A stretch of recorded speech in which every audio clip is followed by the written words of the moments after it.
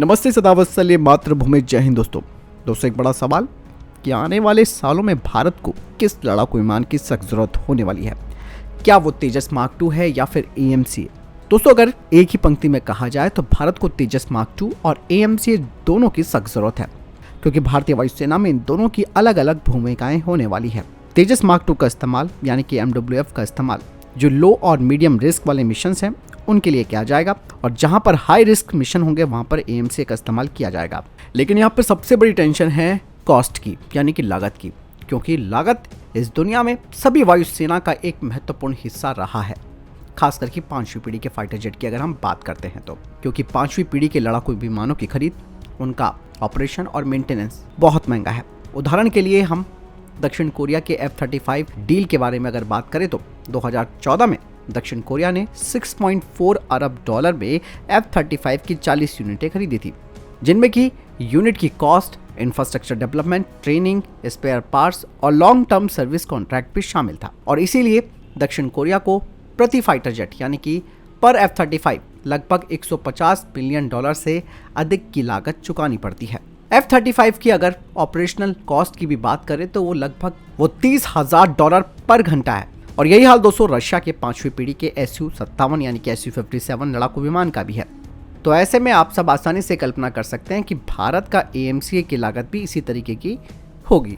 और भारतीय वायुसेना जो कि अपने सीमित बजट की वजह से ज्यादा संख्या में 5वीं पीढ़ी के लड़ाकू विमानों को शामिल नहीं कर सकती, यानी कि भारतीय वायुसेना करीबन 800 के आसपास AMCA फाइटर जेट्स को नहीं रख सकती है, क्योंकि इतना पैसा फिलहाल तो नहीं दिया जा सकता है।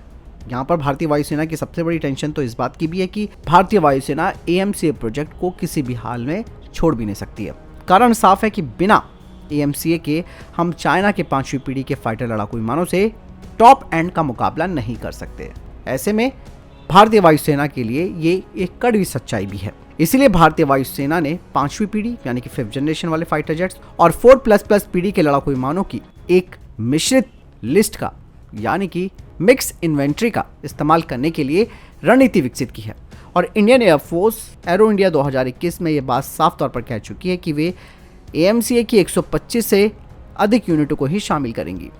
लेकिन इंडियन एयरफोर्स को अपने MiG-29, मिराज 2000, जागवार आदि के स्क्वाड्रन को बदलने के लिए लगभग 250 से अधिक यूनिटों की आवश्यकता है। और 4++ पीढ़ी में इंडियन एयरफोर्स उन विमानों को बदलने के लिए तेजस मार्क 2 फाइटर जेट की तलाश कर रही है। तेजस मार्क 2 की खरीद, इसकी ऑपरेशनल और मेंटेनेंस AMCA से काफी कम होगी।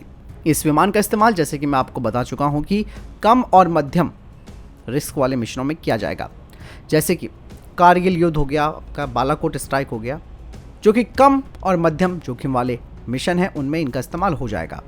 ऐसे मिशन में भारतीय वायुसेना को AMCA टाइप के महंगे एयरक्राफ्ट को इस्तेमाल करने की जरूरत नहीं है। दोस्तों यहाँ पर एक कहावत भी फिट बैठती है कि नाश्ता ना करना मूर्खता है, क्योंकि रात में आपके पास शादी का शानदार निमंत्रण है। यहाँ पर सबसे बड़ी बात यह कि भारत के पास इस वक्त चीजें सिर्फ लाइन अप हो रही हैं, तैयार हो रही हैं। ऐसे में MRFA जो टेंडर है जो लेट होता जा रहा है वो बेहद जरूरी हो जाता है, ताकि भारत उस गैप को जल्द से जल्द पूरा कर सके, जो कि भारतीय वायुसेना की स्क्वाड्रन्स की संख्याओं को बढ़ाने के लिए जरूरी है। और ऐसे में भारत को 2026 से पहले MRFA के फाइटर जेट्स को शामिल करना होगा। और जहां तक बात तेजस मार्क 2 की और AMCA और अन्य जो भी एयरक्राफ्ट्स हैं, वो सभी फाइटर जेट्स आप ध्यान रख लीजिए 2035 से पहले तक वो पर्याप्त रूप से परिपक्व नहीं होंगे, यानी कि उन्हें इतना वक्त लगेगा अपनी क्षमताओं को मैच्योर करने में। इसीलिए यहाँ पर MRFA के जो फाइटर जेट्स हैं वो एक भूमिका निभा सकते हैं। उम्मीद हम कर रहे हैं कि तेजस मार्क 2 2028-2029 तक ही तैयार हो जाना चाहिए, क्योंकि दोस्तों इसके बाद भी यानी कि तैयार हो जाने के बाद भी इसकी भी क्षमताओं और इसे मैच्योर होने में 7 से 8 सालों का वक्त लगेगा।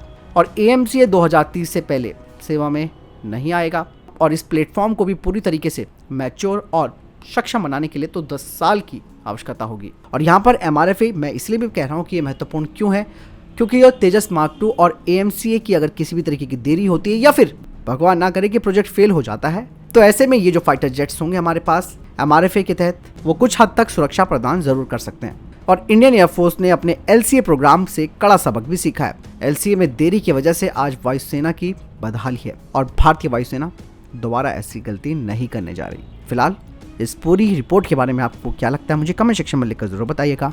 मिलता हूँ नई जानकारी के साथ। जय हिंद, वंदे मातरम।